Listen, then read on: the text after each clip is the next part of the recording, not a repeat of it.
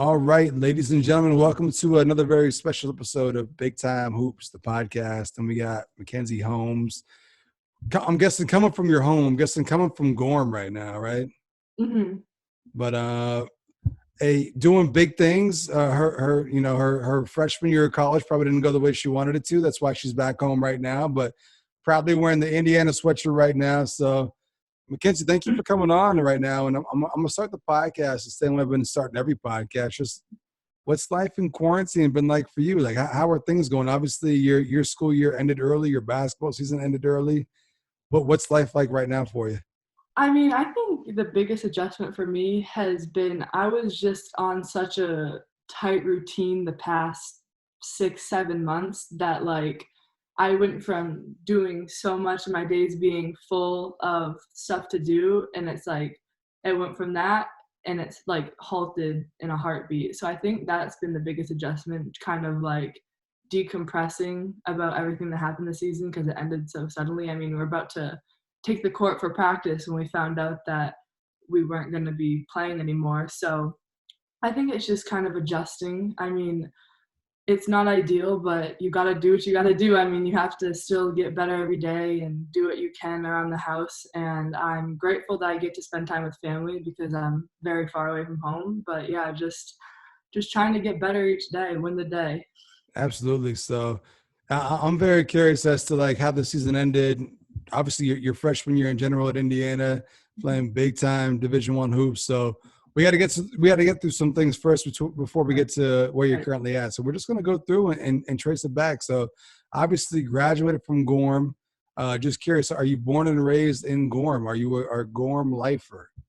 Yeah, so I've grown up in Gorham, and then around the age, I want to say 8, my dad got remarried, and so he lives in Saco. So I live half the time in Saco, half the time in Gorham.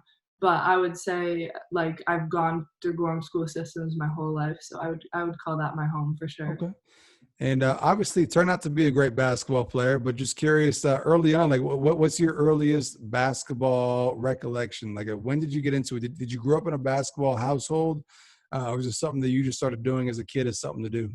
I came into this world dribbling basketball. I mean, both my parents are coaches. They've coached at the AAU and the high school level. My dad coached at the college level. So I grew up around it, and I always went to my parents' tournaments or games or practices. And my brother always played, so I would go watch his games. And I think I grew up around basketball, and not only that, I grew to love it. I'm a huge competitor, so I think that attributed to it for sure. I played a couple other sports, but basketball is just something that I just kept going back to at the end of the day. So just curious. I mean, obviously you came up in a basketball household. Growing up, were you following the Gorham High School program? Were you the type of kid that was going to games as a youngster, just sitting on the sidelines, taking it all in, just looking forward to the day when you would be putting on the uniform and stuff like that? Or were you more so not distant from the program, but just kind of playing youth basketball? Sorry, it broke up a little bit at the end. I heard the first part. Yeah, so just curious if you were like one of those youngsters who went to high school games as a kid and just was, a diehard fan, couldn't wait to put on the uniform, or if you were just more so playing youth basketball and not really paying attention to maybe the people above ahead of you. No, I was always at what was called the Cumberland County Civic Center at the time. It's called the Crop Insurance Center now, but I was always at the games. I would just watch the people cut down the nets, and I'm like, man, like that would be so cool to do one day. I've been in the gym watching games since as young as I can remember, and especially because both my parents coached, we would at AU especially, so we'd go watch them play high school basketball too. So I think just having that like kind of fueled my desire to not only want to play at the college level, but to win at the high school level too, and to be able to cut down the nets. Just curious if you had like any favorite players growing up. I know like a lot of us, especially like for me, like coming from a small town, we kind of idolize the guys that came before us, and they kind of inspire us and want us to do those things once we get to high school. Just curious if there's any players that you watched growing up where you're like, okay, Yeah, I want to be like that person when I get to high Yeah, school. I mean, um, I guess from Maine, I would say at a Kristen Ross. My mom used to coach Kristen Ross, and she I always like looked up to watching her play because she was the same position as me, and she played for Gorham, so I liked watching her play. Yeah, I mean, off the top of my head, I've seen so many players come through. Um, but yeah, just honestly, I got to play. Well, I was lucky enough to play 2 years up there. But Emily Esposito is another one of those girls that when I was younger, I definitely was like I looked up to her because she was in the same AU program as me and the same town as me. So when I got the chance to play with her, it was really special for me. For those that aren't familiar with Gorham High School basketball, what's the tradition? I mean, obviously, you guys won a couple state championships when you were there, played in the third.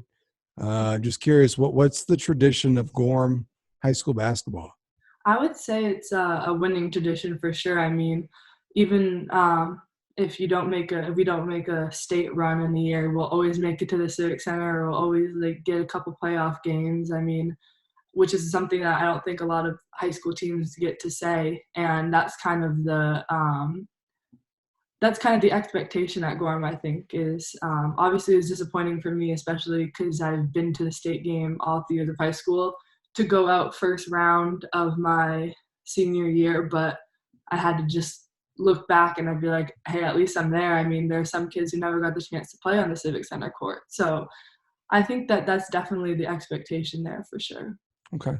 And obviously, you turn out all right. Obviously, at Indiana now, but just curious, as a youngster, were you kind of like the awkward kid, maybe the player who wasn't very good and developed late, or were you just a monster from day one? I mean, like, I just have stories of like when I was playing third and fourth grade basketball, like my dad was coaching and the coaches would be like, there's no way she's in third grade because I was just like huge. And but I always had like kind of like a raw like knack for scoring, I guess you could say. So I think that, but I was always big and I was never in great shape. And so I think around eighth grade is when things started to turn around for me and when I really started to get in great shape and keep developing my game. And so, yeah, I'd say I always had that raw talent, but I think around eighth grade is when I really started to develop as a player. Just curious, what middle school basketball was like growing up. Obviously, it's a little bit different depending on where you grow up. Being in Southern Maine, you have so many other schools right next to you.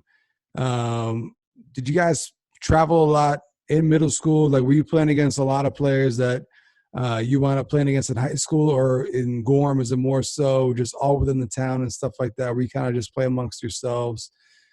Just curious Uh, how it is in Gorham. yeah, we had a travel league, so like we would go play schools like Scarborough and Westbrook and Bonnie Eagle, like all the basically Southern A and double A schools. Now we would be playing against Wyndham, and a couple of North schools too. And then like Portland had the schools within there, like King and Lyman Moore and Mahoney. So it was just basically like we didn't travel more than like 20 minutes to play a game, though. That's for sure. That's nice. We were lucky. Yeah, I take that. I think in middle school that was the closest game was 20 minutes for us if we traveled, but a little bit different up north. So coming into high school, coming in as a freshman, obviously it's a jump in terms of talent levels, speed, physicality, and stuff like that. What was the biggest adjustment to you coming into high school basketball? And I should ask, I'm guessing that you did, but I'm guessing you made varsity as a freshman. Is that correct? Okay. Yes. What was the biggest adjustment that you noticed coming in playing a tough schedule right off the bat? What was the biggest adjustment for you as a freshman? I mean, I was very fortunate to play AAU with like my high school teammates, like Emily Esposito and Denasia Fenney. They were both my teammates in AAU, and so I was able to kind of learn from them before I even got to high school. So I think that already put me at kind of an advantage.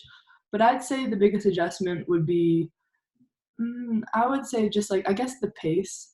I mean, that's an adjustment at any level you go to, and playing multiple times a week because in AAU you just play like on the weekends or you play one day a week in middle school. So you played a lot of games and I'd say yeah, those two things for sure. You mentioned some of the other girls that were there at Gorham. Just curious, coming in as a freshman, who were some of the other upperclassmen as well? So obviously, you came into a program that had some really good players already Mhm. there. Who were some of the other players who came into your freshman year playing with?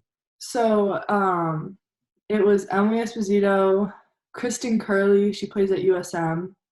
Um, Denasia Fenney, she played at Elkhorn State for a year, I think, which is a Division One school, and then Kaylee Lundeen, who doesn't play college basketball, but she definitely could have if she had the opportunity. And then Michelle Rowe is another one. She plays at USM too. Those were all the upperclassmen that I was with. So I was coming into a very good team at the right time. That's for sure.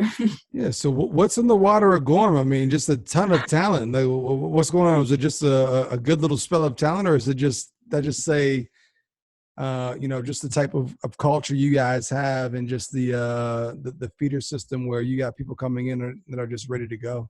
Yeah, I think it's just the culture that we've built, like the competitiveness and Coach Berthium does a great job running summer camps for younger kids. And I know when I did those camps, it made me want to like even more excited about playing high school basketball. So I think just those things, but it was a really special run that we had those 2 years, my freshman and sophomore year. So coming in as a freshman, obviously it's a jump in competition, it's a jump in speed, it's a jump in physicality. And you guys play a really, really tough schedule, probably, if not the toughest, one of the toughest schedules in the state.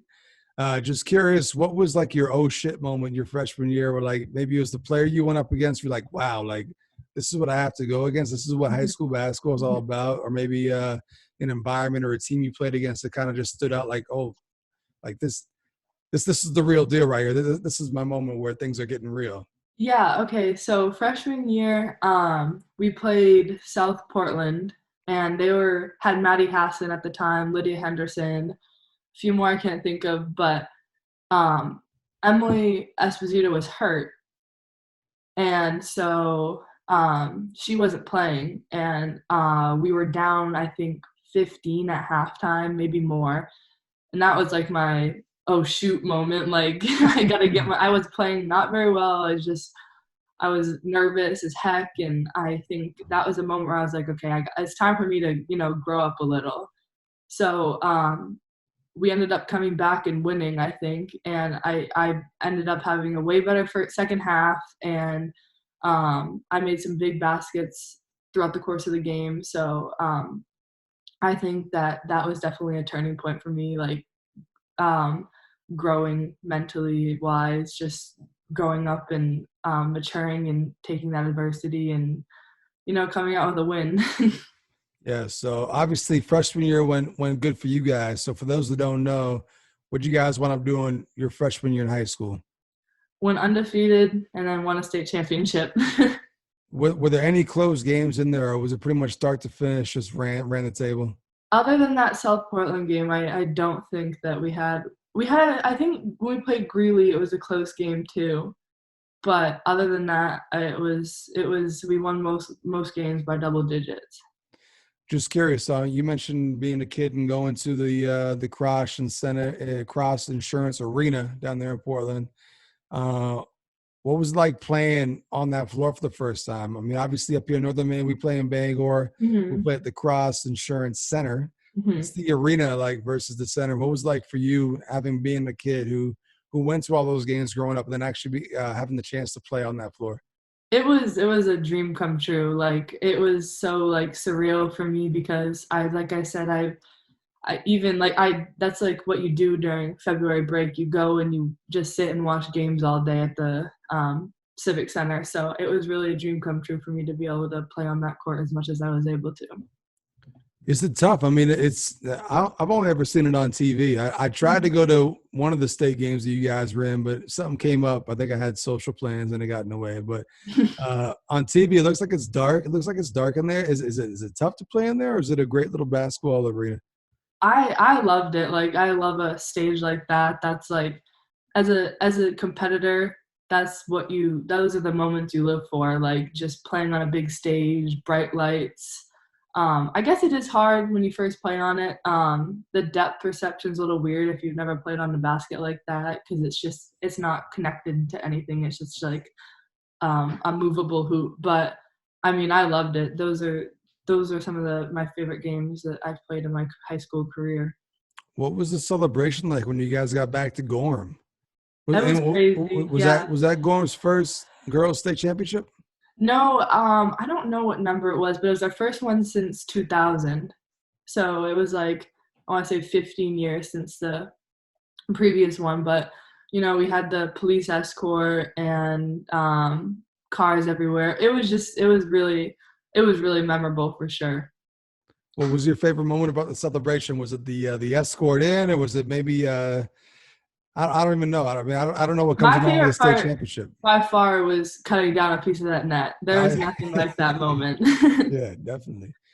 And then obviously you got to do it again. So coming back sophomore year, um, is it tougher to win the first one or to repeat? Which season was I tougher? I think repeating was tough because we had such a target on our back that year because we were running on a winning streak and running on a reigning state champion. So it was definitely tougher. Like we barely squeezed out the Southern Maine final. It came down to the last seconds. So that was a tough one, but it was good. Like it was just as sweet as the first. That's all I can say. Who'd you guys wind up playing in the state championship your sophomore year? Oxford Hills. Oxford Hills. Okay, so and so was the Southern Maine game tougher than the state game, or which of the two was tougher? The Southern Maine game we played South Portland. We only won by a few points, and Oxford Hills we ended up winning by quite a bit, but we were down for a little bit. But we dug ourselves back into it and then ended up winning. Just curious, what was Coach Lon's message the entire year? That's my guy right there. Just curious how we kept you guys motivated to repeat. You would never guess that we were an undefeated team by the way we practiced and the way he coached us. Like he held us to a very high standard every game, and we were striving. Well, he always talked about striving for perfection. So that was kind of like the end goal was to end up like we ended up I think 42-0 or something like that between those 2 years. So he was just every game is you don't take anybody lightly. Every game is the same as the next. It doesn't matter who we're playing or anything like that. So All right. So first 2 years of high school went pretty much as perfect as could possibly be for you. Two undefeated seasons, two Mhm. state championships, coming into your junior year. And then at that point, it kind of becomes your team, right? So some of the upperclassmen, some of the folks that you'd mentioned from your first couple of years graduate. What's the Mhm. biggest adjustment for you going from being an underclassman, having some great upperclassmen in front of you to things, becoming basically centered on you? What was the biggest adjustment that you had to make going from that sophomore year to junior year? Just I think from a leadership standpoint, I had to mature and I had to mature quickly. And so before, like we always had Emily and those other girls behind her being like a vocal leader, and I wasn't always a vocal leader. I was kind of like a lead by like example type of person. That's always like who I've been. But since then, I've learned to be a vocal leader and be patient because I know things aren't going to be perfect and are not going to be the way they were before. But yeah, I think that my junior year was a great year for me, maturing as a captain and as a leader for my team. So obviously, back-to-back undefeated state championship seasons. Those first 2 years, that third year, that target grew even bigger. You guys play a tough schedule as is, but I'm guessing these games Mhm. became even bigger just because of the target on your back. For those that aren't familiar with a class, double A, Southern Maine, or you guys Southern Maine or Northern Maine? Southern Maine. What's the schedule like? Who are some of the teams that you're going up against night in and night out? What's that schedule like? And I'm guessing it's kind of like a gauntlet where there's no easy nights for you guys. Right, yeah. So we play like South Portland is always a tough game. We play some North teams too. So we played South Portland, we played Oxford Hills, um, Greeley, Bonnie Eagle, uh, Scarborough. So there's a lot of tough teams that we were playing against for sure. All right, and then also I don't know when it became a tradition, but you guys also started taking a little preseason road trip, right? In which you guys traveled as far north as you guys could possibly go and played some games where Prescott, Caribou, and Fort Yes. Kent, right? Yep. When did that That start was happening? yeah. So we started that my junior year. So um, Coach Berthium actually came to me and talked to me about it because I have my dad's from Presque Isle and my stepmom's from Caribou. So I have family and I used to summer up there. We used to have a camp in kind of near Madawaska.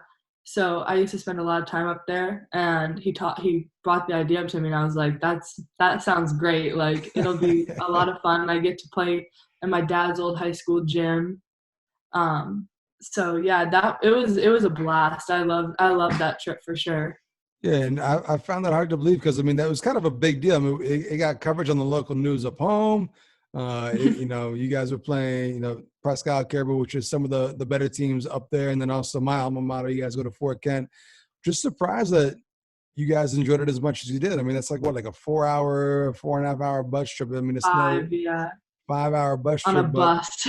yeah. So obviously, you guys played some games up there, but did you guys do anything else besides that just to kind of do while you were up there? I'm just curious. Um, what did we do? I know that my second year we walked across the bridge into Canada. We did that. Yeah. That was fun. Um, Other than that, I don't think we did much. I mean, we just entertained ourselves like in the hotel. We went for walks around. We saw Coach Berthium's old house and Mhm. all that good stuff. Next time you talk to Coach Lon, ask him if he made how many walks he took across that bridge when he was growing up. Ask him how many times he took that walk. I'm guessing it's up there. So obviously it's a good team bonding experience heading into your junior year. Big target on you guys' back. Um, did you guys? I'm guessing you guys suffered a regular season loss. Probably your first loss your junior year at some point, right? Yep. Yeah, that was tough. That was to Portland. I don't remember how many games we were in. I want to say 5 or 6 games in. We lost to Portland on a buzzer beater 3, which was really tough.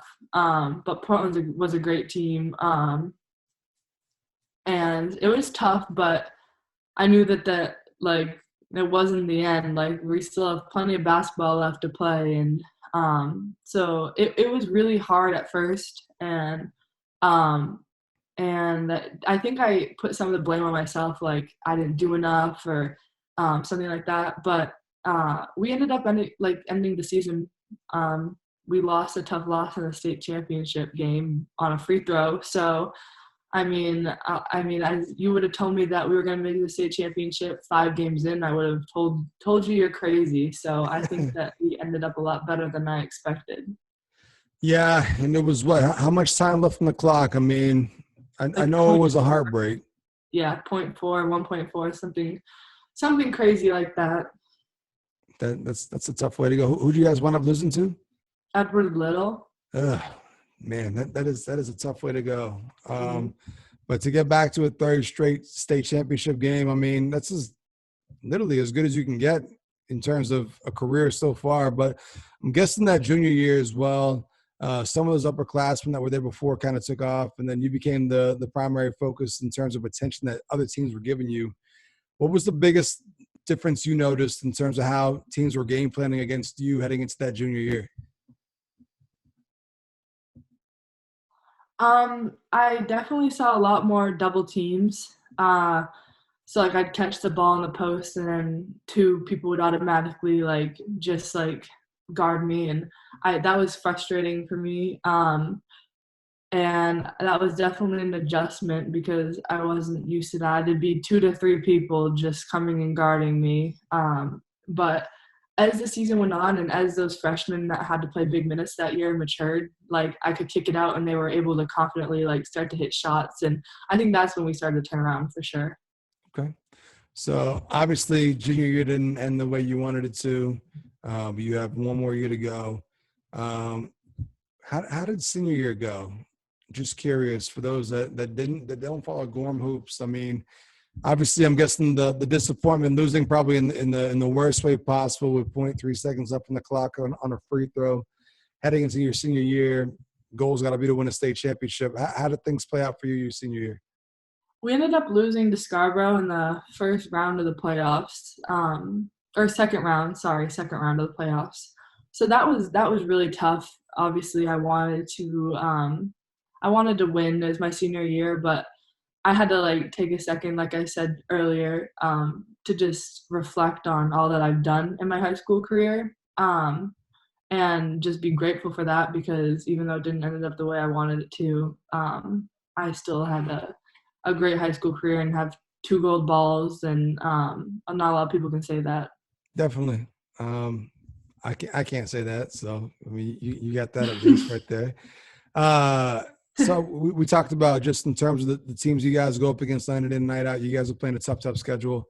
You're also going up against probably the best talent in the state in terms of head-to-head matchups. Just curious, looking back on your 4 years at Gorham, who were some of the individual players that you remember just being like, wow, like this girl's really, really talented? Because there's no shortage of them. If there's one thing Maine is doing, it's producing talented Maine high school girls basketball players. Just curious, who were some of the ones that stand out in your mind looking back at your 4 years at Gorham that you went up against? My own teammate, Emily Esposito, some of the things that she did with the ball is just crazy. There'd be times in games where I would just be like, wow, like she's really, really good. Anna DeWolf from Greeley, she's an insanely creative and talented player. Maddie Hassan from South Portland, she's a great player. Who else did I play? Same with like Eva Mazer and Sophie Glidden. Like Sophie plays at Stonehill, which is a really, really good D2 school. So there was a lot of talent that I faced in my 4 years for sure. And there's no, I actually hit up Lon and I asked them for some stats and stuff on you, which we'll run like on the ticker here on the podcast. I won't go into too many of them, but definitely no shortage of honors, no shortage of records, which ultimately led to you being able to go to the next level and play college basketball. Right. So just curious, when did the whole recruitment process start? Like how early was it in your high school career where schools were starting to reach out to you and show interest? I think I got my first, like, you get like letters, like questionnaire things in the mail from different schools. I think those started like towards the end of my 8th grade year. And I got my first scholarship offer in the winter of my freshman year of high school. You remember who it was from? University of New Hampshire. Okay, so they were at you early. So obviously, if you're getting letters that early, I'm guessing that you were on the scene. I'm guessing AAU is probably where they saw you from beforehand, right? Yeah. Okay. Yeah. And just curious, well, what AAU program did you run with during your years? The Maine Firecrackers. All right, and the Maine Firecrackers tend to have a ton of talent. So obviously, you play with a bunch of talented girls there too. Uh, so I asked this question to a lot of the high school folks as well. Just curious. I mean, obviously AAU is a little bit different than high school ball in terms of structure and maybe defensive intensity along with some other things and stuff like that. But just curious, do you have a preference? Like, do you like if it's either a AAU weekend playing a ton of games or a Friday night in Gorham at the high school gym, packed house with your rival in? Do you have a preference as to which one that you'd rather play in, or do you love to hoop? It doesn't really matter. I think you said it the best. Like, I love to play basketball. I love to play games, but I have some great memories in high school basketball, but I also have great memories playing AAU. So we traveled and we played against some great competition. And I made some memories from AAU too that I'm going to remember for the rest of my life. But I think AAU was what got me to where I am now as far as like the level I'm playing at, because it kind of gave me a good gauge on the level I can play at, and where I stand with those types of players, because we played against some of the best players in the country. So I think that was, so that's a tough question, but Yeah. I have great memories with both. Yeah. So I asked you earlier on, like, who was someone like the players you went up against early on in your high school career that kind of stand out and then like, oh wow, like this person's good. On the AAU circuit, it's a whole nother level. So just curious, like, who are some of the players you went up against on the AAU level that kind of stand out? Like, wow, like this person's really So good. yeah, so sophomore year we played against a team, and they had a girl who's playing at Florida State, a girl who's playing at Michigan actually. There we go. There we go. I know. Played against her this winter. Then junior year we played against uh, a team, and they were the second best AAU team in the country. So they have a girl who is at Tennessee, a girl who's playing at University of Kentucky, and a girl who's actually my teammate now at IU. So they were a very good team, and there's a lot of talent. So there were some tough games in there for sure. Definitely. So you mentioned how the recruiting process kind of started early on. Just going through high school, when did you start receiving more offers, more looks? And then, I mean, you mentioned New Hampshire being one of the first. Who were some of the other schools that came calling and were interested? Right. So my freshman year, I got offered by UNH, and then a few weeks later, I got offered by Marist, and then Boston University, and that was kind of it for my freshman year. And then when my spring my spring season, my AAU season, and my sophomore year started, that's when I really started to get a lot more looks. So, like Iowa State reached out to me. I had an offer from Iowa State, in Boston College. Mm, I'm trying to think. It's been a minute. James Madison, um, Belmont, and then IU came going into my junior year. So I think that was like the peak of it. I can't name them all to you right now off the top of my head, but yeah. At any point where you're like, you know what? I don't need all this. I'm just gonna stay home. I'm gonna go to USM. I'm gonna sign my letter of intent. Did USM even come calling? I mean, were they even in the recruiting process?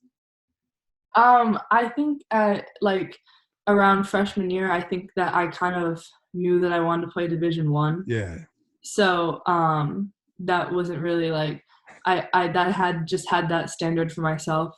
Um, so I wasn't really an option at that point, because I knew the level I wanted to play at. Yeah. But yeah.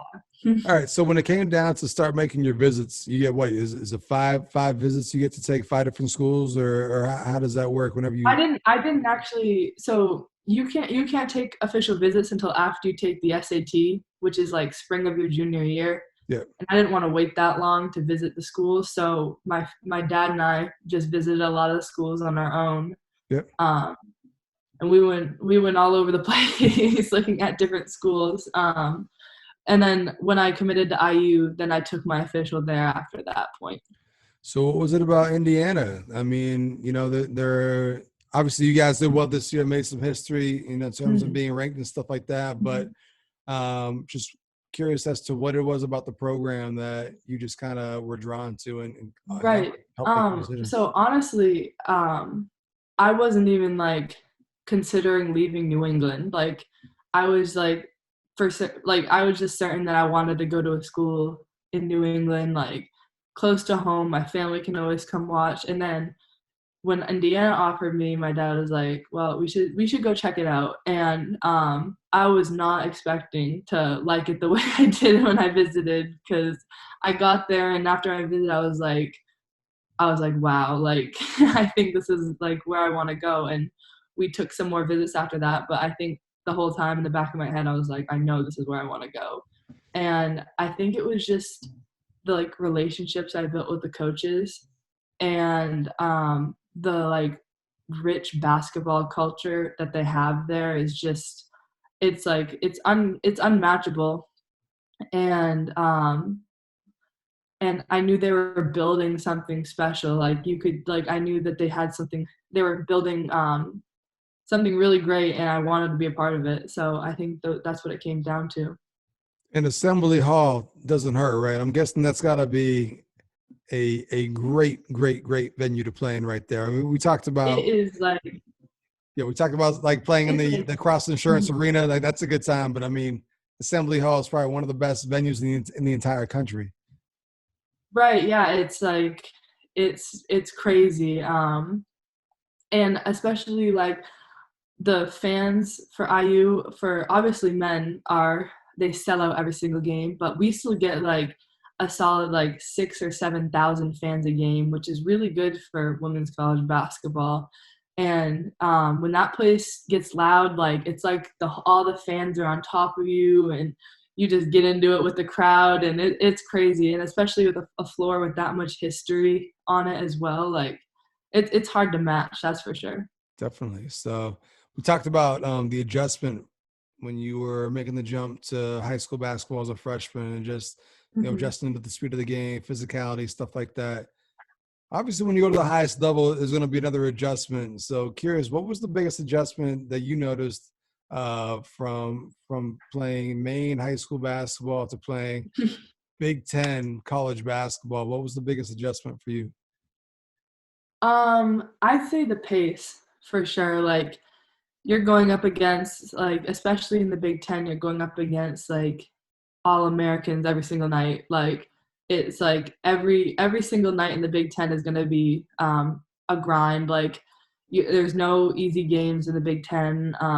We had like I think 4 teams this year in the Big Ten that were within the AP top 25. So there were a lot of tough games, and I think just adjusting to the pace of that was probably the toughest part, and adjusting to the schedule and the grind of D1 college basketball itself, like on and off the court, was definitely a big adjustment as well. Yeah. So, for those that may not be familiar with it, I'm guessing from the day you arrive on campus, it's regiment, it's schedule, it's off-season workouts, and it's regular season, and then there's still having to go to class. So, for those that don't Mhm. know what a D1 schedule's like, I mean, you play a ton of games, but there's a lot more to it. Just let the people know what that's like playing at that level.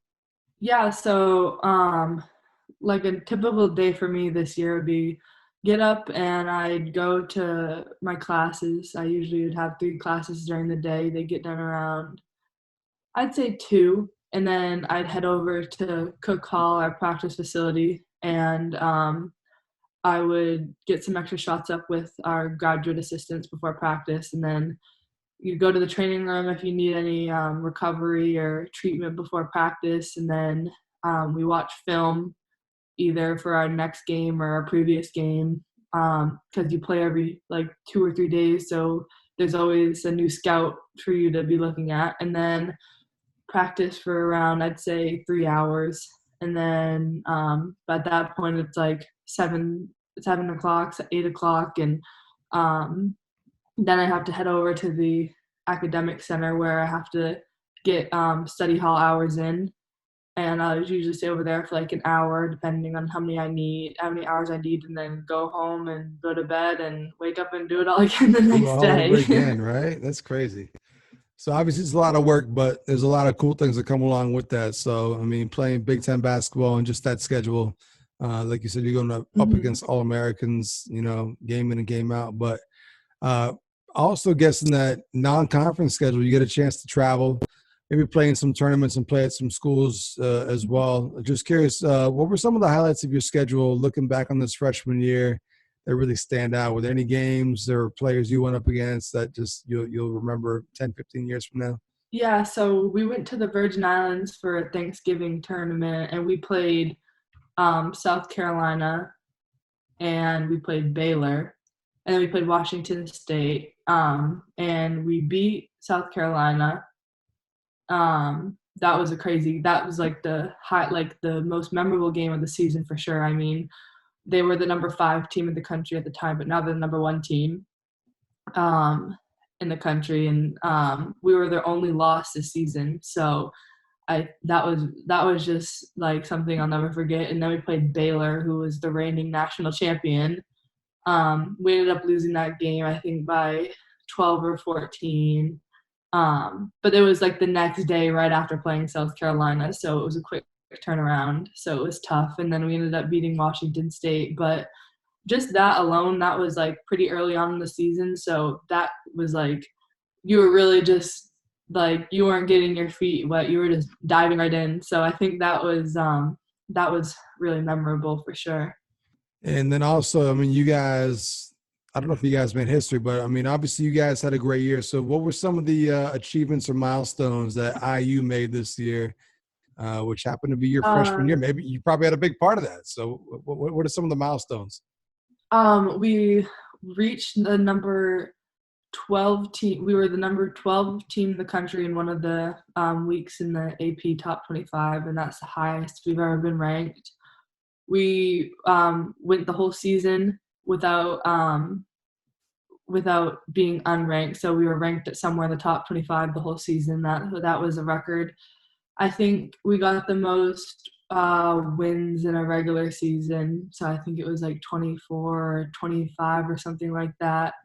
And then we ended and started the season ranked, which was another record. So there were a lot of records that were broken this year for sure. And I believe that you set a record as well. Is that correct? Yeah, yeah. I got I think the school record for single season field goal percentage. I don't remember the exact percentage. It was 60 something.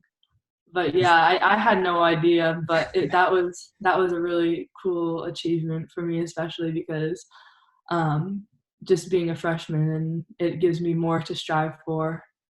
Absolutely. Yeah. So just curious. I mean, obviously the season got cut short, which we talked about a little bit off the top. But you got 3 more years to go, and the Big Ten is a grind. Obviously, there's a ton of great schools and programs in that conference. Having only been there a year, I'm curious if you're already looking forward ahead to rivalry games. Is there a certain school, whether it's their gym or just the players there? Is there a particular school that you're looking forward to just going up against for the next 3 years? Like, all right, that's I can't wait till we play these guys. Definitely, it's just for any sport. At IU, whenever you play Purdue, it's a huge rivalry because it's two Indiana schools in the Big Ten. So whenever you either go there or they play here, it always feels a little sweeter when you beat Purdue. So I would say that, and I'd say Maryland and Ohio State are always tough games and games you want to win because they're typically a really strong team for sure. Yeah, so we mentioned that season got cut short. So you mentioned being what just coming out the practice floor and finding out that things were done, right? I mean, and had you guys even reached conference tournament play, or were you guys getting ready for the actual NCAA tournament? Where were you guys at that point? Yeah, so we had just gotten back. So we had the Big Ten tournament the weekend before, and we lost in the second round against Maryland. And then so that was on Sunday, and then we had Monday, Tuesday, Wednesday, Thursday off because we had the big break and our bodies needed a rest. And then that Thursday or Friday we were getting ready to practice, and then we were all in the locker room. We heard the news, and yeah, it was pretty heartbreaking, especially for our senior. We had one senior on the team who was just like obviously heartbroken. We were all heartbroken for her that she didn't get the chance to play in the tournament for her last year of college basketball. But I mean, it was tough. It was tough, especially because you work so hard all season and it just gets taken away from you like that. So obviously, I mean, you have to feel good about heading into next year. Only losing one senior and doing the things you guys did this year, but it had to have hurt to miss out on the opportunity to make probably a run in the NCAA tournament. I mean, that's probably the dream of everybody, especially coming from Maine and being put in that position to actually play in the NCAA tournament. I'm guessing that had to hurt a little bit. Yeah, I mean, when I was in the recruiting process, one of the things that I wanted when I was looking at a school is I wanted to play in the tournament every year. And I wanted to go to school where that was like the expectation at that school. And so it was always been my dream to play in the NCAA tournament and March Madness. And when I was this close to getting the chance to do that, all of this happened, and I'm just lucky enough to still have 3 more shots at it. So I guess that's one takeaway from it for sure. All right. So looking back on your freshman year, what's the one thing that kind of sticks out in your mind? Maybe the biggest surprise or just the thing you're most proud of? I mean, obviously you're playing at the highest level and you're playing really, really well. What's the biggest takeaway you have in terms of maybe what you're most proud of, or just maybe the thing that kind of sticks out in your mind looking back to your freshman year? I think just how far I've come from the beginning. Like, I had to go for summer sessions in June, literally 2 days after I graduated high school. So just from like that point to where I am now, I think I've grown so much, like as a person and as a player. I think that's something I can definitely say that I'm proud of. And also just like proving to myself that I can play at a level like that, because obviously there's always some like ounce of fear inside of you that you're like, uh-oh, like I don't know if I'm cut out for this. You have your days of doubt. And I think once games started, I was able to like prove to myself that I'm able to play at that level. And that was something that was really special for me. Definitely. So we talked about just how busy your schedule is during the school year in terms of going to class, practices, travel, stuff like that. If things get back to normal, actually, it's a 2-part question. So what are you doing right now to, I don't even know, you guys must be at least done academically pretty soon, if not done already. What are you doing right now to kind of stay in shape to get better? Obviously, there's challenges that come along with that. And then once things get back to normal, what's your summer going to look like in terms of getting ready for your sophomore year? So right now, we have like team workouts on Zoom 3 days a week. So our trainer sends us workouts that we can do. It's like no to minimal equipment needed.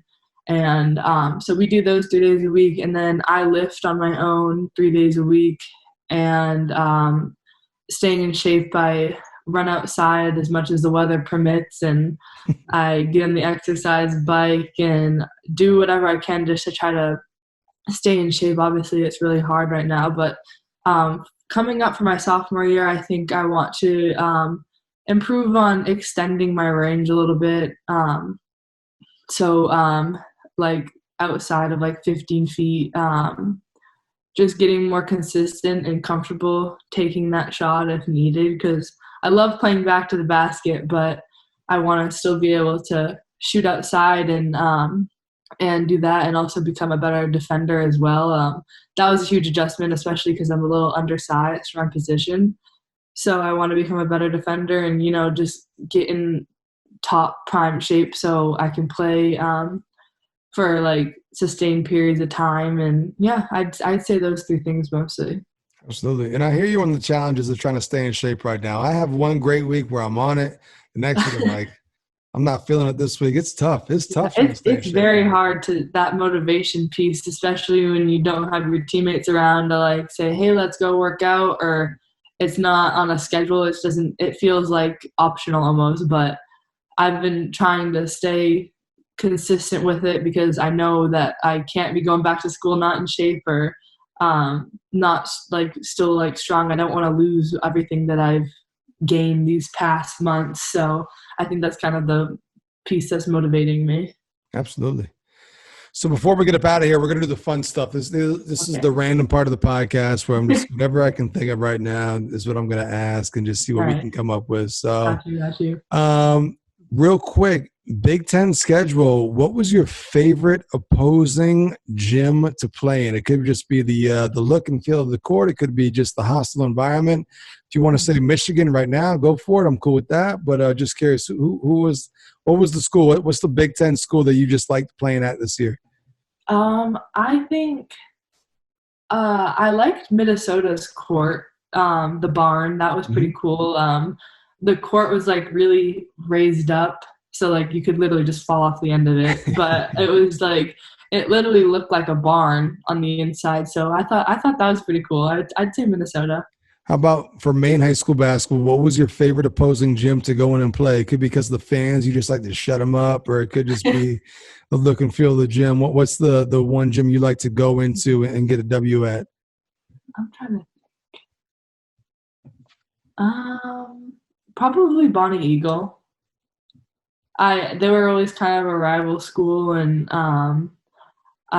it's a small gym, so it gets loud. But I like playing there. It was always good to get a win against Bonnie Eagle.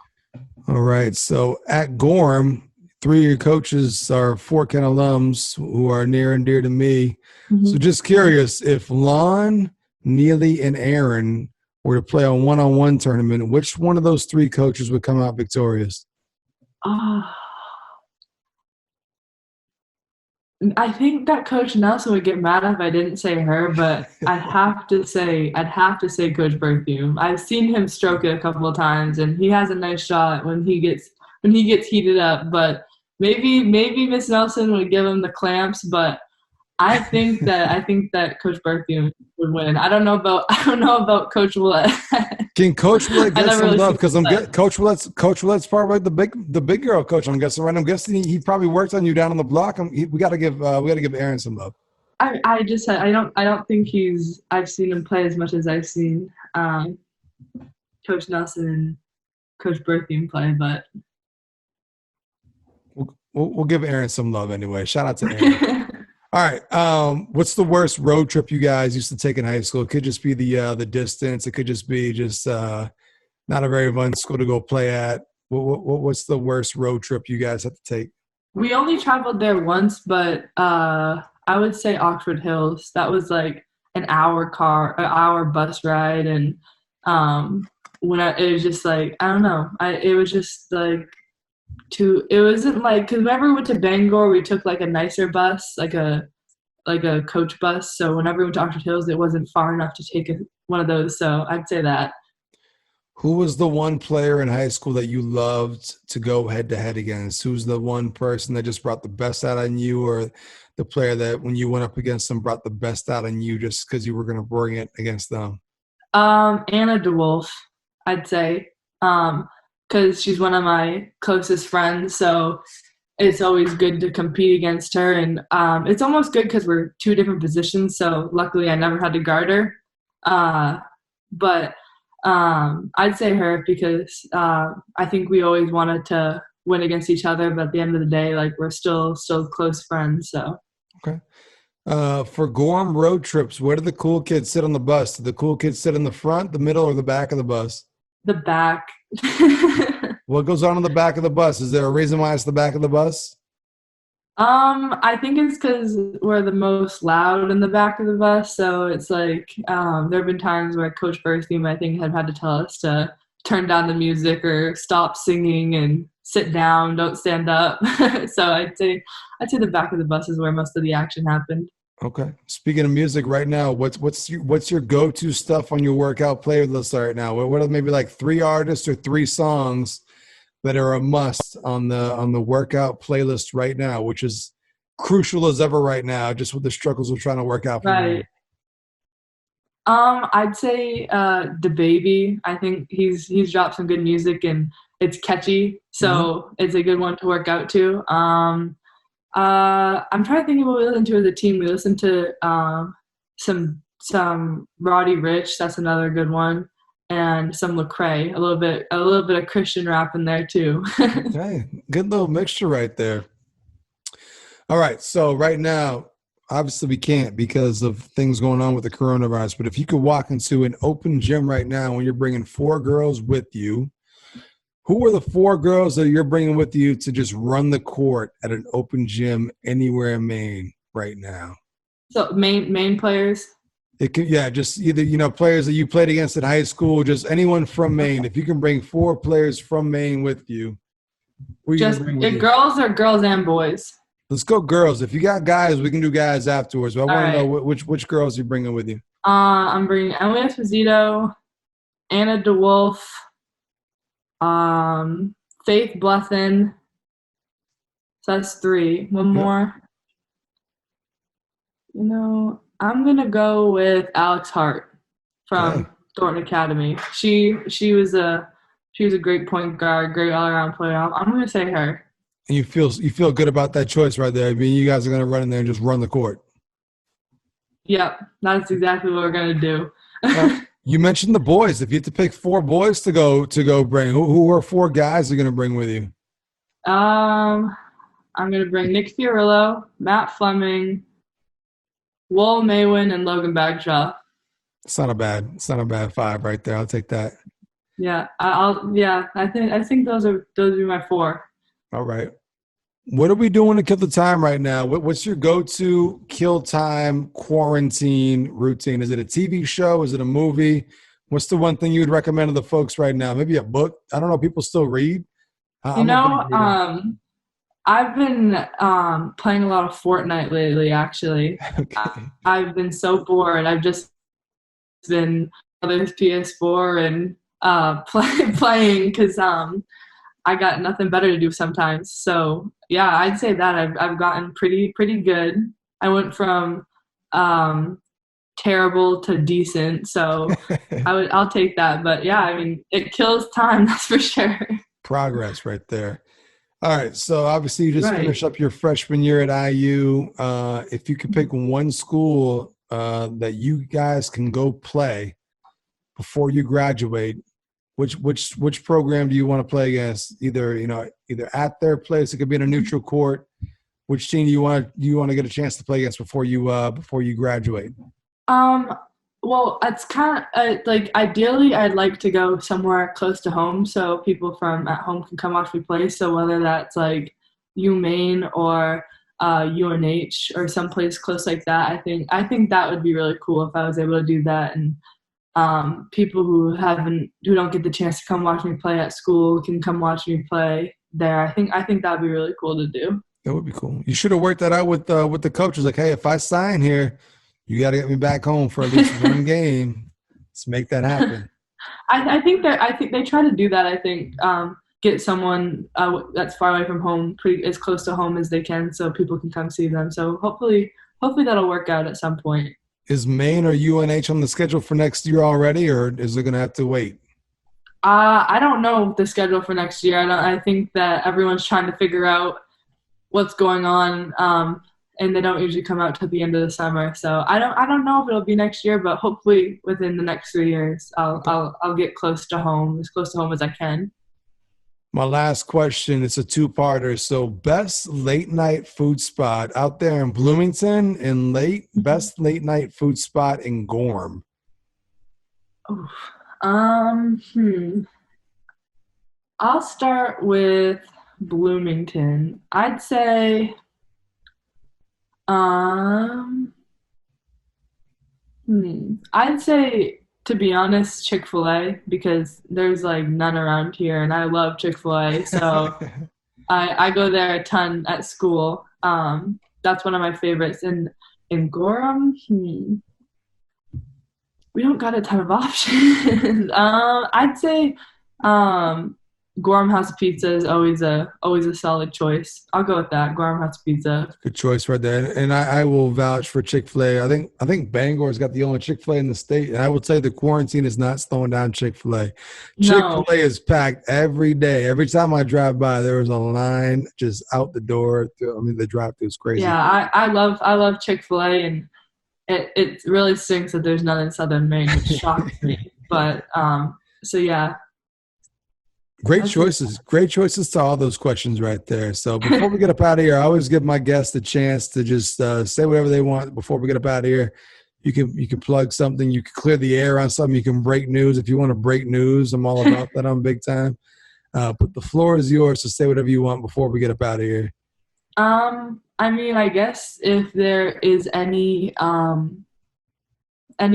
little boy or girl watching this that doesn't know if they're capable to play at the next level, whatever the circumstance may be, I just say keep working, and anything is really achievable if you put your mind to it. I mean, I was just this big, goofy kid in the third and fourth grade, and I kept working, and I think there are some people who didn't think it would be possible for me to be doing what I'm doing. And I think that it's always possible. And just never give up on it. If it's truly your passion and your dream, just don't let anyone tell you different. I'd say that's what I want to say. Positive message right there. I like that. Speaking to the youth. So thank you to Mackenzie Holmes for coming through on Big Time the podcast, Big Thanks Time for Hoops the having me. podcast. I'm sorry, this has been huge. It's a great story, and it's just basically what you're saying is it's inspirational. Just just because you're from Maine, don't limit yourself.